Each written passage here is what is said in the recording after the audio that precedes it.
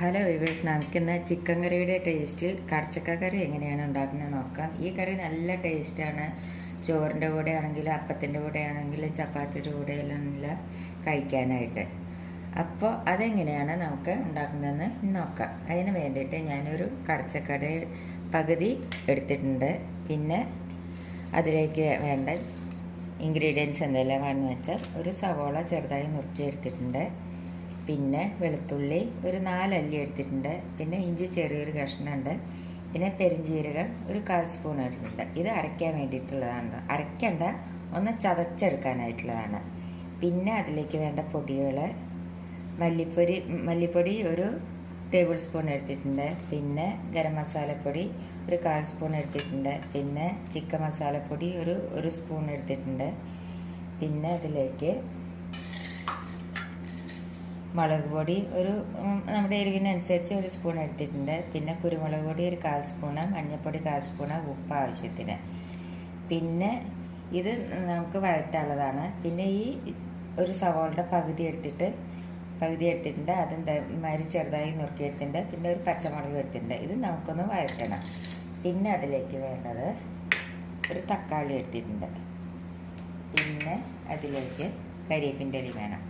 ഇത്ര ഇൻഗ്രീഡിയൻസ് ആണ് വേണ്ടത്. അപ്പം ഇനി നമുക്കത് എങ്ങനെയാണ് ഉണ്ടാക്കുന്നത് നോക്കിയാലോ. ആദ്യം നമുക്ക് ഈ കടച്ചക്ക തൊലിയൊക്കെ ഒന്ന് ചെത്തിയെടുക്കാം.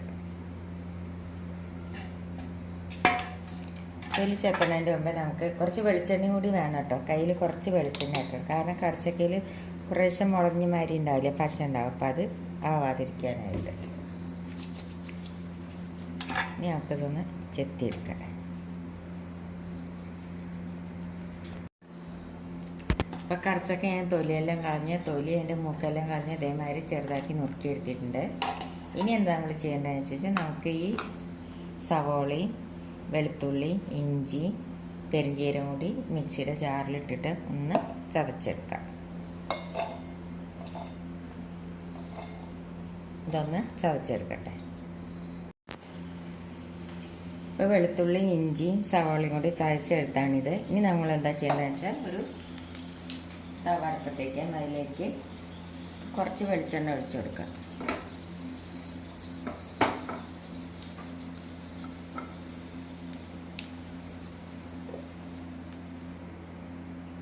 വെളിച്ചെണ്ണ ഒഴിച്ചു കൊടുത്ത് അതിലേക്ക് നമുക്ക് ഈ സവോള ഇട്ടിട്ടൊന്ന് വഴറ്റാം.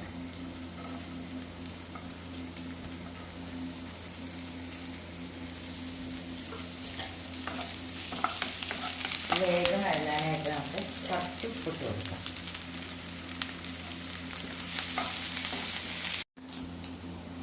സവോള വഴന്നു കഴിഞ്ഞ് അതിലേക്ക് നമുക്കൊരു കരിവേപ്പിൻ്റെ ഇല ഇട്ട് കൊടുക്കാം.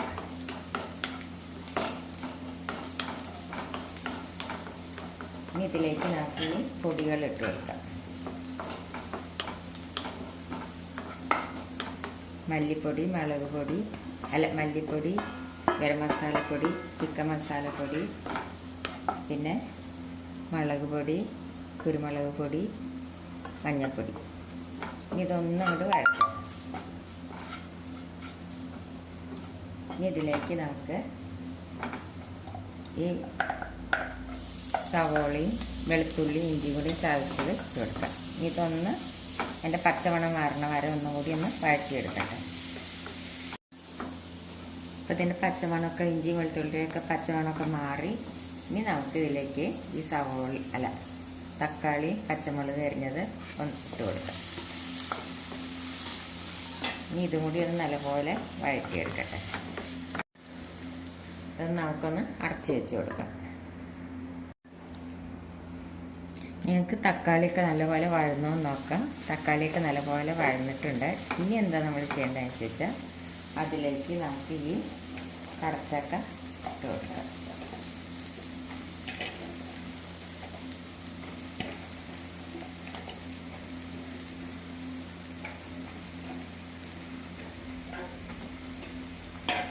നല്ലപോലെ ഒന്ന് ഇളക്കി കൊടുക്കാം.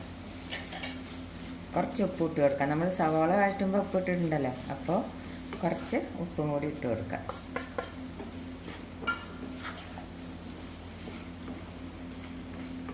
ഇതിലേക്ക് നമുക്ക് കുറച്ച് വെള്ളം ഒഴിച്ചു കൊടുക്കാം.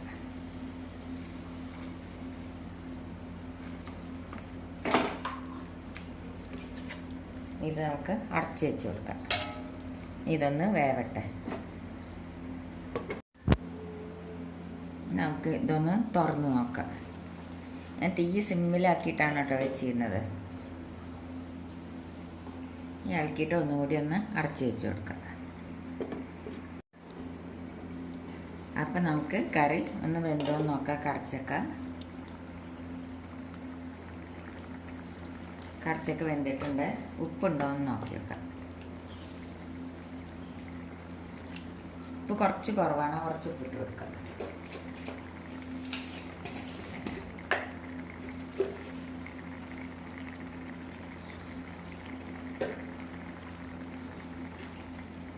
അപ്പോൾ നമ്മുടെ ചിക്കൻ കറി നേരത്തെ ഉള്ള കടച്ചക്ക കറി റെഡിയായി. ഇത് നല്ല ടേസ്റ്റാണ്. നമുക്ക് ചപ്പാത്തിയുടെ കൂടെ, പിന്നെ ചോറിൻ്റെ കൂടെ, വെള്ളയപ്പത്തിൻ്റെ കൂടെയൊക്കെ കഴിക്കാൻ. അപ്പോൾ നിങ്ങളെല്ലാവരും ഇത് ട്രൈ ചെയ്ത് നോക്കണം. ഇഷ്ടപ്പെടുകയാണെങ്കിൽ ലൈക്ക് ചെയ്യാനും ഷെയർ ചെയ്യാനും കമൻറ്റ് ചെയ്യാനും, കമൻറ്റ് ബോക്സിൽ നിങ്ങളുടെ കമൻ്റ് എല്ലാം എഴുതണം, മറക്കരുത്. അപ്പോൾ കുറച്ച് വെളിച്ചെണ്ണ കൂടി ഒഴിച്ചു കൊടുക്കാം കേട്ടോ. ഞാൻ മറന്നു പോയതാണ്. കുറച്ച് വെളിച്ചെണ്ണ ഒഴിച്ചു കൊടുക്കാം. ഇനി ഗ്യാസ് ഓഫ് ചെയ്യാം. അപ്പോൾ നമ്മുടെ കറി റെഡിയായി. അപ്പോൾ അതെല്ലാവരും ട്രൈ ചെയ്ത് നോക്കണം. Thank you.